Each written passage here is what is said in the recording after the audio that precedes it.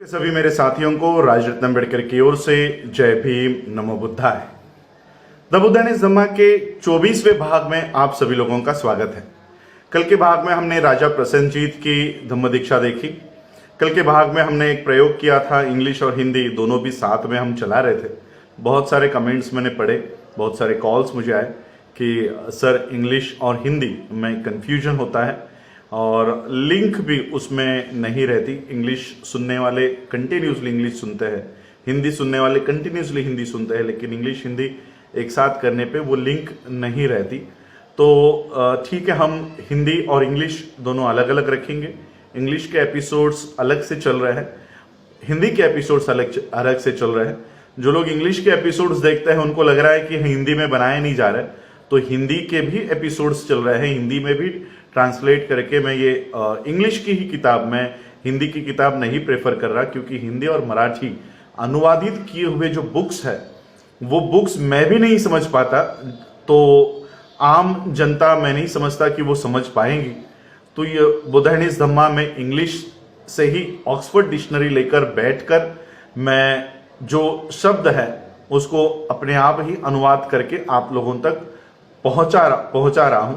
जो शब्द आज के है, जैसे मैंने एक शब्द देखा था नेग्लेक्ट करना, इसे आज की हिंदी में हम अनदेखा करना कहते हैं, लेकिन यही किताबी इंग्लिश में उसे उपेक्षा लिखा गया है। मुझे उपेक्षा का अर्थ ढूंढने के लिए और एक डिक्शनरी लेकर बैठना पड़ता है। तो मैं जो ट्रांसलेशन कर रहा हूं ये आज के जनरेशन जो हिंदी का इस्तेमाल करती है, तो उस तरह के शब्दों का मैं प्रयोग कर रहा हूं ताकि सीधे साधे सरल हिंदी में आप लोगों को ये बातें बताऊं। तो मैं इंग्लिश की किताब लेकर ही पढ़ रहा हूं और वही आपको हिंदी में ट्रांसलेट करके बता रहा हूं। बहुत भारी भारी शब्दों का इस्तेमाल मैं नहीं कर रहा, जो पहले के अनुवादकों ने किया हुआ है, उपेक्षा और पता नहीं क्या, मुझे और ये शब्द ढूंढने के लिए और रिसर्च करना पड़ता है। तो बुद्ध एंड हिज धम्मा के इंग्लिश और हिंदी एपिसोड्स हम अलग अलग रखेंगे। कल हमने राजा प्रसेनजीत की धम्म दीक्षा देखी, किस तरह से राजा प्रसेनजीत ये बुद्ध की शरण में, धम्म की शरण में और संघ की शरण में गए, वो देखे। आज आगे चलते हैं और आज के एपिसोड में देखते हैं कि और कौन है जो बौद्ध धर्म की दीक्षा में उन्होंने दीक्षा ग्रहण की। राजगृह में सालवती नाम की एक वेश्या रहा करती थी। उस वेश्या ने एक बालक को जन्म दिया और जन्म देते ही सालवती ने उस बच्चे को कूड़े के ढेर पर, मिट्टी के ढेर पर फेंक दिया।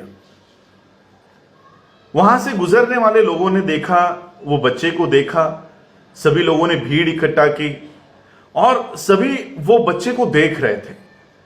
और तभी उसी वक्त राजा अभय, राजकुमार अभया, प्रिंस अभया वहां से गुजर रहे थे। उन्होंने उन इकट्ठा सभी लोगों को पूछा कि क्या हो रहा है, क्या चल रहा है, क्यों भीड़ की है। तो राजकुमार अभय वहां पर आए और उन्होंने देखा बच्चा, और सभी लोगों ने कहा कि ये जीवित है। राजकुमार अभय ने उस बच्चे को अपने गोद में लिया और उस बच्चे को पाल पोस कर उन्होंने बड़ा किया।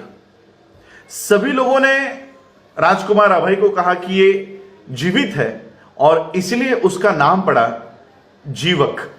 ये नाम आप सभी लोग जानते हो। इस नाम को भी, इस जीवक को भी यहां की ब्राह्मणी संस्कृति उसको ब्राह्मण बताने का काम या उसका भी ब्राह्मणीकरण करने का काम जीवक का चलता है। तो कौन है ये जीवक, आज पता करते हैं।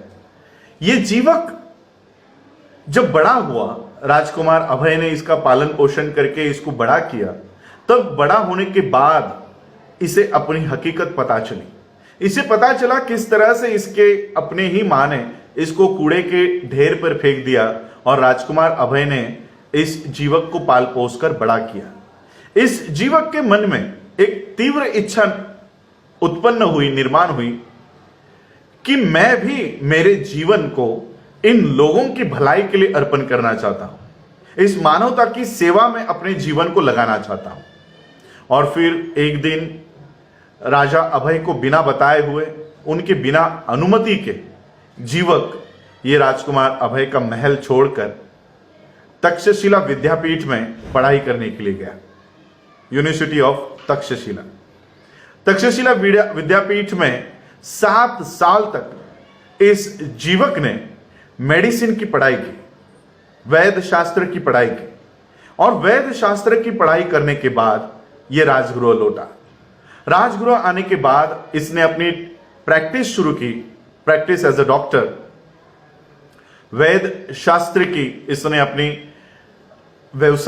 अपना व्यवसाय शुरू किया, और देखते ही देखते पूरे राजगृह में इसकी ख्याति, इसका नाम बढ़ने लग गया।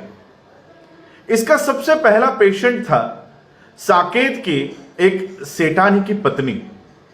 साकेत के सेठानी की पत्नी का ठीक तरह से उपचार करने के बाद और उसको अपनी पीड़ा से दूर करने के बाद उस साकेत के सेठ ने जीवक को 16,000 मुद्राएं, कहां पनास इंग्लिश में लिखा हुआ है, तो उसका हिंदी अनुवाद मैंने मुद्रा, ताकि आप लोगों को समझ में आए, 16,000 मुद्रा देकर एक पुरुष सेवक, 1 मेल सर्वेंट, और एक पुरुष बावर्ची, और एक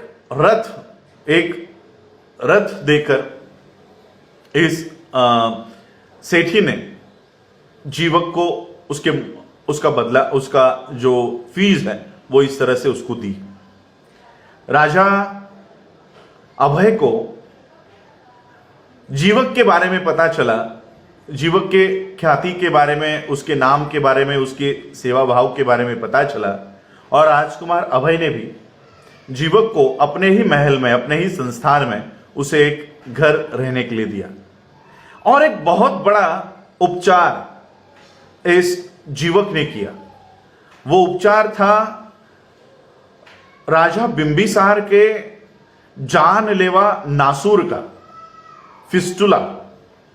नासूर का उपचार इस जीवक ने किया, और राजा बिंबिसार ने उनके 500 पत्नियों के जितने भी आभूषण थे वो सारे आभूषण जीवक को दे दिए।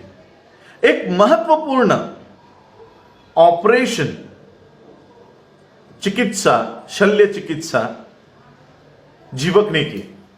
हमारे देश के प्रधानमंत्री वर्ल्ड साइंस मीट में जाकर वहां पर कहते हैं कि भारत में सबसे पहला ऑपरेशन हुआ, एक बच्चे के शरीर पर एक हाथी का सर लगा दिया गया, और पूरे विश्व के सामने भारत का मजाक भारत के ही प्रधानमंत्री ने उड़ाया। आज जानते हैं कि क्या है असलियत, किसको छुपाने के लिए ये इस तरह की मनगढ़ंत बातें, काल्पनिक चेहरों को सामने लेकर आया जाता है। जीवक ने एक ऐसा ऑपरेशन किया, स्कल का, ये जो खोपड़ी होती है, इस खोपड़ी को बिना किसी हथियार से, बिना किसी औजार का इस्तेमाल किए हुए और बिना खून का कतरा बहाए हुए इस खोपड़ी को खोलकर जीवक ने वो ऑपरेशन किया। और ये मेरे ख्याल से दुनिया का पहला ऑपरेशन भारत में हुआ जो जीवक ने किया। किसी शंकर नाम के किसी काल्पनिक व्यक्ति ने इस देश में, इस ब्रह्मांड में कोई ऑपरेशन नहीं किया। वो जीवक था जिसने मानवता के कल्याण के लिए इस तरह का ऑपरेशन किया। अनेक ऑपरेशंस, अनेक उपचार जीवक ने किए, और फिर जीवक जो है ये राजा और रानी के ये राज वैद्य उनको नियुक्त किया गया। जीवक जो था वो तथागत बुद्ध से काफी प्रेरित था, वो उनसे अटैच था, और इसलिए वो तथागत बुद्ध और उनके संघ के भी फिजिशियन, वैद्य शास्त्र, वो उनके भी फिजिशियन, वैद्य शास्त्र, डॉक्टर वो नियुक्त किए गए थे। जीवक को भिक्खु उनको बनना था, लेकिन तथागत बुद्ध ने रोका। तथागत बुद्ध नहीं चाहते थे कि जीवक भिक्खु बने और भिक्खु बनकर वो यहां से वहां घूमते रहे, और इसलिए तथागत बुद्ध ने जीवक को संसार में ही रहकर लोगों को, घायल लोगों को और बीमार लोगों को उस परेशानी से मुक्त करने के लिए एक फिजिशियन की तरह, एक डॉक्टर की तरह उनको संसार में ही रहकर वो अनुमति दी। और ये वो जीवक ही है जिसने राजा बिंबिसार के जो सुपुत्र थे अजात शत्रु, ये अपने ही परिवार के लोगों की हत्या इनसे हुई थी। देशद्रोह का भी गुनाह अजात शत्रु से हुआ था, और इन्हीं अजात शत्रु को बुद्ध के धम्म में, बुद्ध के संघ में लाने का काम जीवक ने किया। इस तरह से जीवक की धम्म दीक्षा बुद्ध के धम्म और संघ में हुई। और ये जीवक ही थे जिन्होंने वर्ल्ड का सबसे पहला ऑपरेशन किया, बिना किसी हथियार के, बिना किसी औजार के, बिना खून बहाए।